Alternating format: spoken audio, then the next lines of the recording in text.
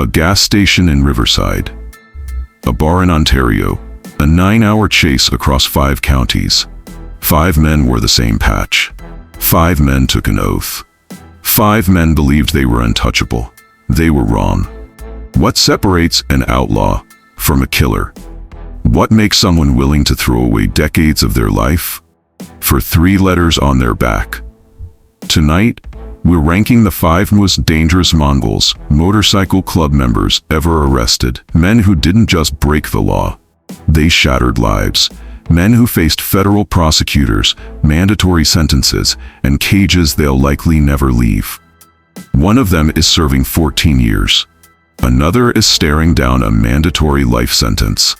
And one, he betrayed every single person who ever trusted him.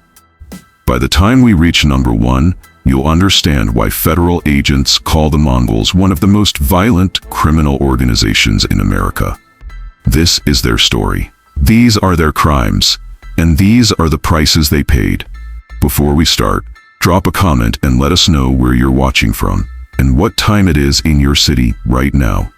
We want to know who's here with us tonight.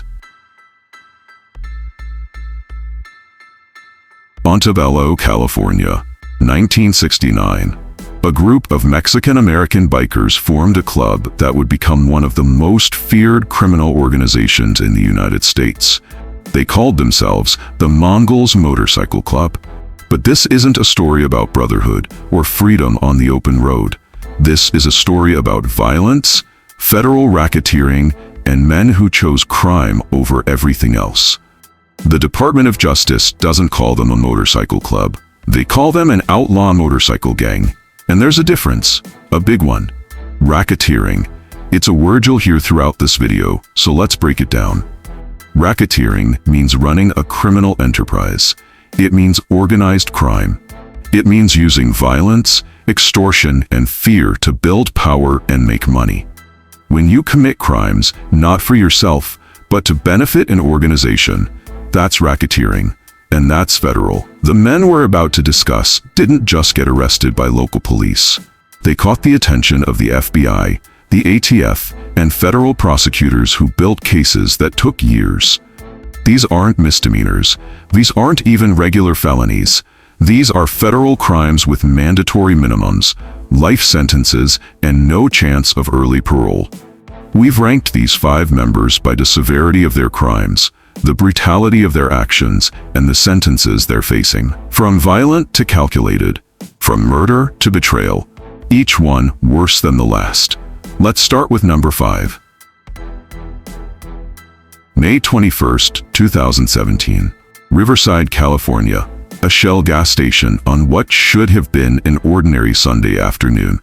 5 members of the Hells Angels Motorcycle Club pulled in to refuel.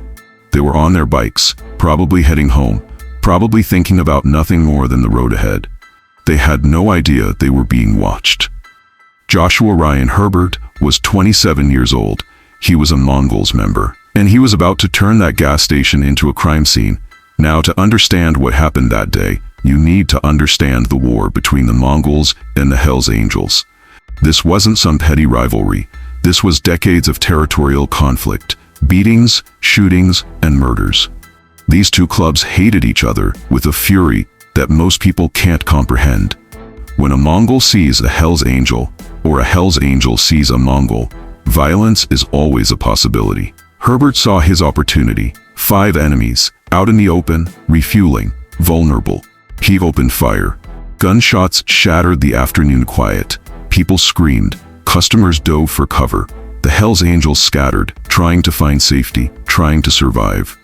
James Duty didn't make it. He was 31 years old. The bullets struck him, and he died right there at that gas station. A man filling up his motorcycle. A man who had no chance to defend himself. Another Hells Angel was hit too. The bullet struck his helmet.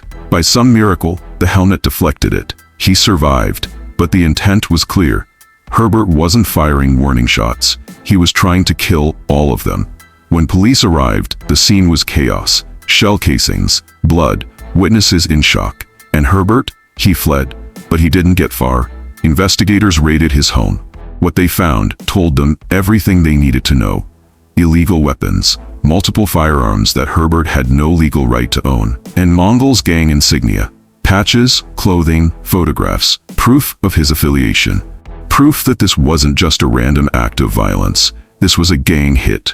Herbert was arrested and charged with first-degree murder. But that wasn't all. He was also charged with attempted murder for the second victim. And then came the enhancements, gang special circumstance allegations. That means prosecutors could prove this murder was committed to benefit a criminal street gang. It also meant Herbert could face the death penalty or life without parole. There were more enhancements. Use of a firearm causing great bodily injury. Each one of these additions increases the sentence. Each one makes it harder to ever see freedom again. So why does Herbert rank at number 5? Because while his crime was brutal and premeditated, it was reactive. It was a crime of opportunity. He saw enemies and he attacked. There was rage, there was hatred. But compared to what's coming, this was just the beginning.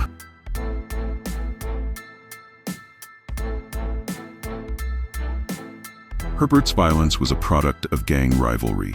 The men ranked above him took it further. They planned, they executed.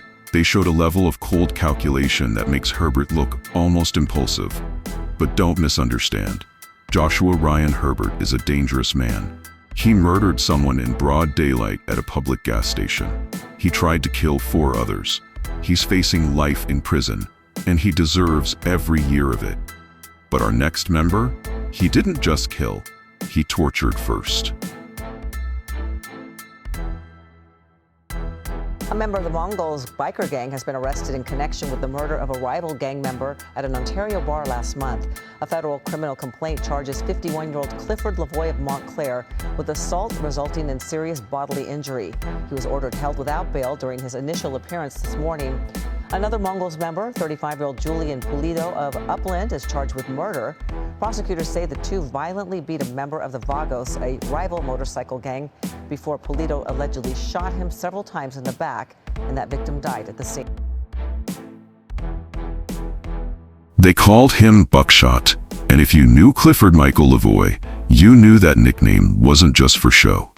Early March 2025, Ontario, California. A bar where people came to drink, relax, maybe watch a game on TV. It was supposed to be a safe space, a place to unwind after a long day. But when 2 Mongols members walked through that door, safety disappeared. Lavoie and his partner Julian Pulido spotted someone they recognized, a member of the Mongols Motorcycle Club. Another rival gang, another enemy wearing the wrong colors in the wrong place at the wrong time. What happened next wasn't a quick confrontation. It wasn't a heated argument that got out of hand. This was deliberate. This was methodical. This was about sending a message. Lavoie and Pulido approached the man. They demanded respect, not just acknowledgement, respect. They wanted him to bow down, to recognize their Mongols affiliation, to show deference to the patch on their backs. The man refused. Maybe he was brave. Maybe he was foolish. Maybe he just couldn't bring himself to submit to the men who hated everything he stood for. That refusal cost him everything. Lavoie attacked. He punched the man repeatedly, fists connecting with his face, his head, his jaw. The man tried to defend himself, tried to fight back, but he was outnumbered. He was trapped. Then Lavoie's hands found the man's throat. He choked him, squeezed, cut off his air supply, while the man gasped and struggled and fought for breath.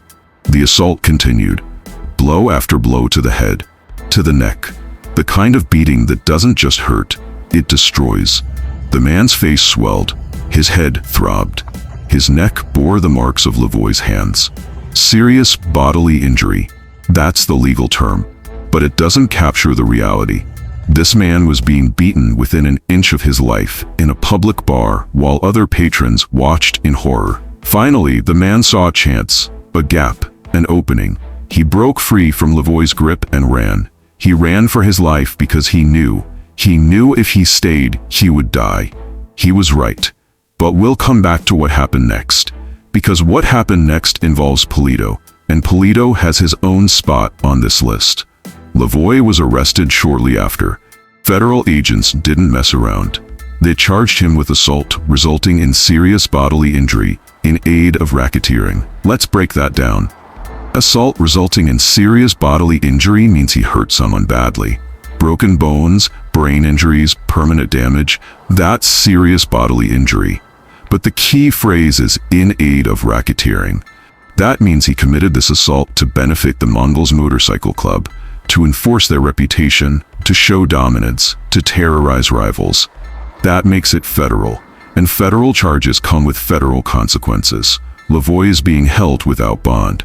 That means no bail. No going home to wait for trial. The judge looked at the evidence, looked at Lavoie's history, looked at the brutality of the crime and said, no, you're too dangerous. You're a flight risk. You stay in a cell until your trial. If convicted, Lavoie faces up to 20 years in federal prison. 20 years for beating a man nearly to death. 20 years for demanding respect at the cost of someone else's life. But here's the thing. This wasn't just about Lavoie. This was part of a larger federal operation. The Department of Justice has been targeting the Mongols for years. Operation Black Rain, racketeering conspiracies, RICO charges. The feds are trying to dismantle the entire organization, and Lavoie's case is one piece of that puzzle. His arrest shows how the Mongols operate. Violence isn't random, it's coordinated, it's intentional. It's part of a system designed to maintain power through fear. So why does Lavoie rank at number 4? Because his crime, as brutal as it was only half the story. He set the stage, he did the damage, but someone else finished the job. That man who ran from the bar, he didn't escape. Lavoie's partner made sure of that. And what Julian Polito did next earned him the number 3 spot on this list and a mandatory life sentence. Julian Polito. They called him Jules.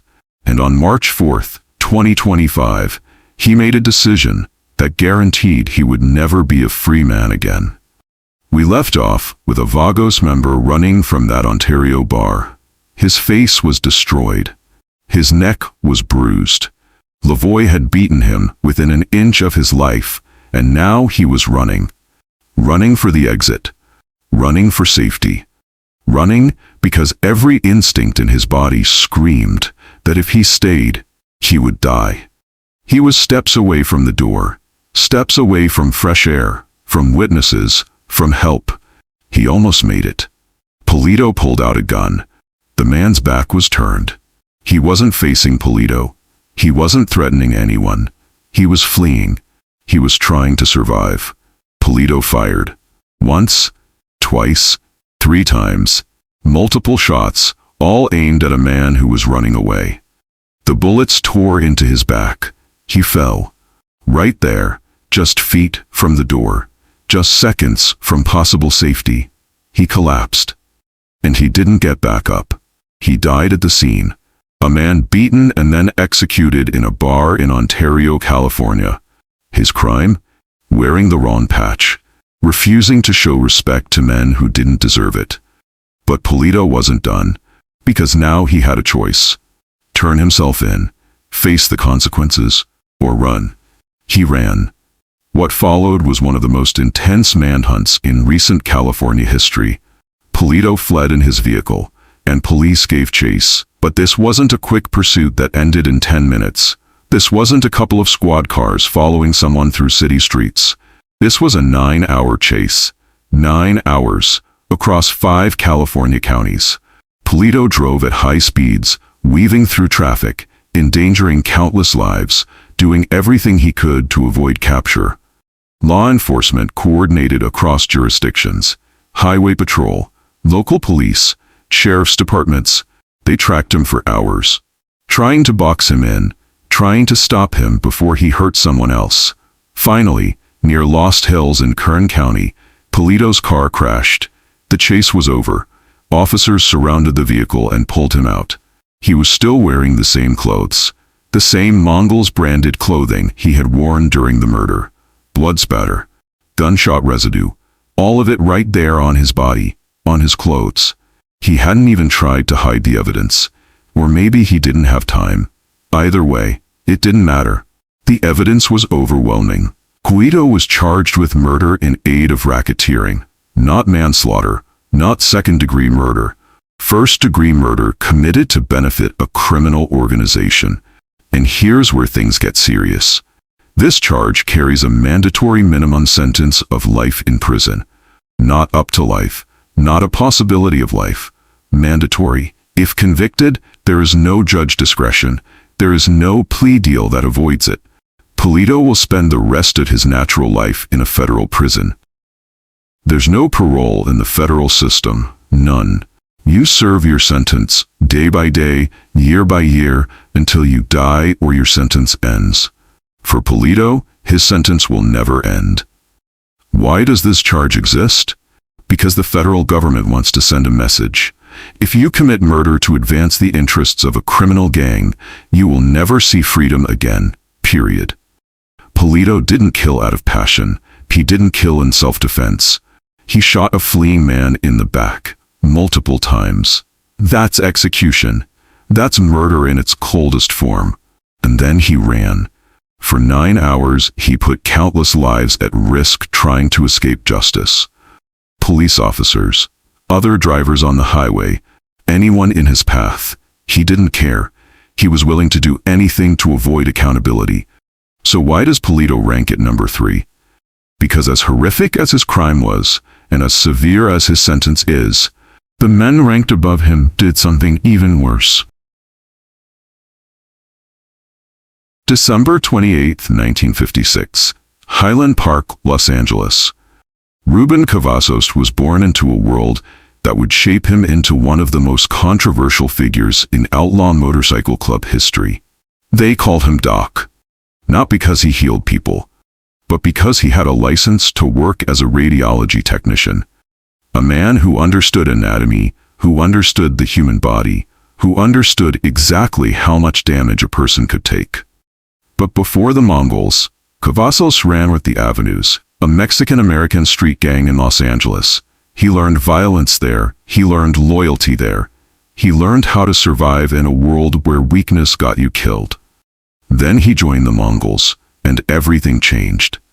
Cavazos didn't just become a member. He climbed the ranks, he earned respect, he gained power, and eventually he became the international president of the Mongols Motorcycle Club, the top position, the man who controlled everything.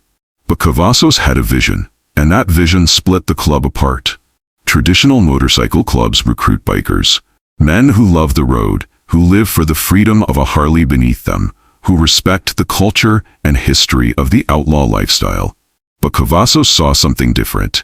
He saw potential in street gang members, men who were already criminals, men who knew how to fight, how to move product, how to intimidate. So he recruited them, gang members from all over Los Angeles and beyond. Men who didn't care about motorcycles or tradition. Men who cared about money and power. And it worked. The Mongols expanded. They grew across the West Coast, California, Nevada, Arizona. The Mongols' patch appeared in city after city. Their criminal enterprise exploded. Drug trafficking, extortion, robbery, assault, murder. All of it organized, all of it calculated, all of it profitable. But not everyone was happy. The old-school members hated what Cavazos was doing. They believed he was destroying the club's identity, turning it into just another street gang. They resented the new recruits who didn't respect the code, who didn't understand what it meant to be a biker. Tensions rose, arguments turned into fights, loyalty fractured, and then there were the accusations. Cavazos was stealing from the club, skimming money off the top, taking what belonged to the Mongols and keeping it for himself. Thousands of dollars, maybe more. He was also picking fights the club couldn't win. He provoked the Mexican Mafia, one of the most powerful and ruthless prison gangs in the United States. A gang that had connections everywhere. Inside prisons, on the streets, in Mexico. You don't provoke the Mexican Mafia unless you're suicidal or stupid. Cavazos did it anyway. In 2008, the Mongols had enough. They voted him out. The international president, the man who built their empire, gone. Kicked out by his own members. But Cavazos' problems were just beginning. October 21st, 2008. Federal agents launched Operation Black Rain, the largest coordinated strike against the Mongols in history. ATF agents, FBI, local law enforcement, they hit Mongols clubhouses and homes across multiple states simultaneously. 38 arrests in one day. Cavazos was one of them. Agents raided his home in West Covina, California. They found firearms, illegal weapons that Cavazos had no right to own. They found bulletproof vests, body armor designed to protect him from the very violence he helped create. And they found evidence, documents, communications, proof of his involvement in the Mongols' criminal operations. The charges were staggering: racketeering, conspiracy, crimes that included murder, assault, robbery, extortion, drug trafficking. Decades of criminal activity, hundreds of victims, millions of dollars in illegal profits. Cavazos knew he was finished. The evidence was overwhelming. The feds had spent years building this case, and they had him dead to rights, so he took a deal. He pleaded guilty to racketeering. In exchange, prosecutors dropped some of the other charges. The sentence? 14 years in federal prison. 14 years. For a man who spent decades running a criminal empire, some would say he got off easy. Others would say 14 years in a federal cage is justice enough. But then Cavazos did something unforgivable. Something that made him hated by every Mongol who ever wore the patch. He wrote a book, an autobiography titled Honor Few, Fear None. And in that book, he revealed everything: club secrets, criminal operations, names, locations, strategies. Everything the Mongols had worked to keep hidden, Cavazos put on the page for anyone to read. Why? Money, maybe. Fame, probably. A desire to control his own narrative. Whatever the reason, it didn't matter. The damage was done. Cavazos became a pariah. Hated by the Mongols. Hated by other outlaw clubs. Hated by anyone who valued the code of silence that supposedly governed these organizations. He didn't snitch to the cops. He didn't testify against his former brothers. But in some ways, what he did was worse. He commodified their secrets. He turned their lives into a product. He profited from their downfall. So why does Cavazos rank at number 2? Because he didn't just commit crimes. He built the machine that committed crimes. He expanded the Mongols into a multi-state criminal enterprise. He recruited the next generation of violent offenders. He spent decades orchestrating chaos, and when he got caught, he sold out everyone who ever trusted him. But he's not number 1, because there's one member whose combination of brutality, premeditation, and consequences surpasses even Cavazos. One member who represents the absolute worst of what the Mongols Motorcycle Club has produced. And that member is about to be revealed. So who ranks as the most dangerous Mongols Motorcycle Club member ever arrested? It's Julian Pulido. Now you might be thinking, wait, we've already talked about Pulido at number 3. And you're right, we did. But here's why he deserves the top spot when we really break down what makes someone the most dangerous. Let's compare. Joshua Ryan Herbert killed a man at a gas station. It was brutal. It was premeditated, but it was a crime of opportunity, driven by decades of gang rivalry. Herbert saw enemies and attacked. Clifford Lavoie beat a man nearly to death inside a bar. He choked him, punched him, tortured him, but he didn't pull the trigger. He inflicted serious bodily injury, and he's facing 20 years. That's severe, but it's not life. Ruben Cavazos built a criminal empire. He expanded the Mongols across the West Coast. He recruited gang members and turned the club into a racketeering enterprise. He spent decades orchestrating crime. But when he got caught, he cooperated. He took a plea deal. He got 14 years, and eventually, he'll be released. But Pulido? Pulido committed an execution. He shot a fleeing man in the back, multiple times. A man who had already been beaten, who was trying to escape, who posed no threat. That's not gang rivalry. That's not heat of the moment. That's cold, calculated murder, and his sentence reflects that. Mandatory minimum life in prison. Not 20 years, not 14 years. Life. He will never be released. There is no parole. There is no deal. There is no second chance. The federal government looked at what Polito did and said this man can never be allowed back into society. Ever. But it's not just the murder, it's what happened after.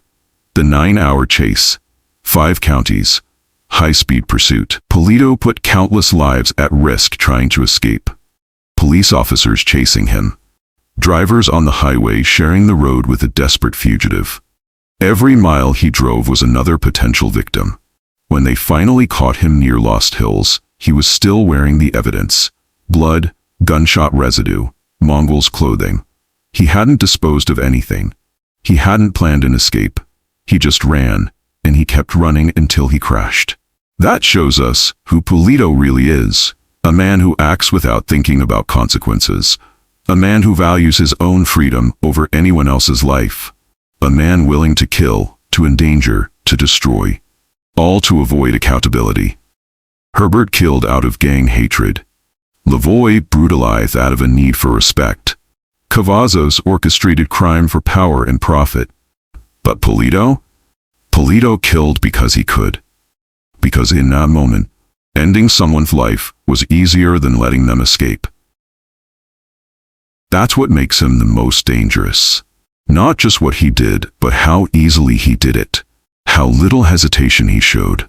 How willing he was to murder a defenseless man and then risk dozens of other lives trying to get away with it. The mandatory life sentence isn't just punishment, it's protection. Protection for every person who would cross Polito's path if he were ever free again. So yes, Julian Polito ranks as the #1 most dangerous Mongols Motorcycle Club member ever arrested. Not because his crime was the most elaborate, not because he held the highest rank, but because he represents the purest form of criminal violence. No remorse, no hesitation, no limit to what he's willing to do. And now he'll spend every remaining day of his life in a federal prison cell, knowing that he threw everything away for 3 letters on his back. The Mongols Motorcycle Club has been the target of federal prosecution for decades. Operation Black Rain in 2008 resulted in 38 arrests. But the investigations didn't stop there. They never stopped. Federal agents continue to build cases, prosecutors continue to file charges, and members continue to make the same choice: loyalty to a patch over everything else, over freedom, over family, over their own lives. These 5 men represent different facets of that choice. Herbert chose violence over peace. Lavoie chose brutality over restraint. Cavazos chose empire over ethics. And Polito chose murder over mercy. Their victims didn't get a choice. James Duty didn't choose to die at a gas station. The Vagos member didn't choose to be beaten and executed in a bar. The communities terrorized by Mongols' criminal activity didn't choose to live in fear. But the men wearing that patch made their choices, and now they're living with the consequences. Prison cells, federal sentences, mandatory minimums, life without parole. The Mongols Motorcycle Club is still active, members still wear the patch, crimes still happen, and federal agents are still watching, still investigating, still building the next case. These 5 arrests won't be the last. There will be more raids, more trials, more sentences. Because as long as the Mongols exist as a criminal organization, the Department of Justice will treat them as exactly that. If you found this breakdown compelling, there's more content like this on the channel. Real cases, federal prosecutions, the truth about organized crime in America. Thanks for watching.